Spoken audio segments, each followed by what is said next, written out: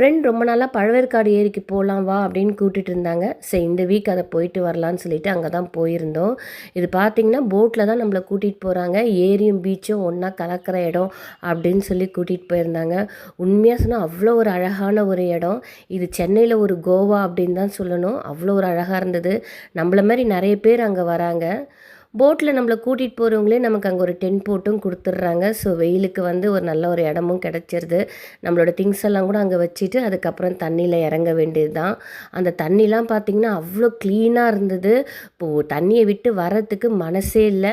சும்மா நல்லா ஜாலியாக விளையாடிட்டு அப்புறம் அங்கேயே கொஞ்சம் சாப்பிட்டுட்டு கிளம்பியாச்சு.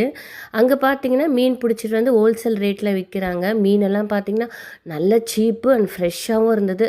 நான் கொஞ்சம் மீன் வாங்கலான்னு சொல்லிட்டு எனக்கு வஞ்சிரம் மட்டும் கிடச்சிது. அதை தான் வாங்கியிருந்தேன். எனக்கு 2 கிலோ மீன் பார்த்திங்கன்னா வெறும் 1200 தான். நல்லா சீப்பாக கிடச்சிது.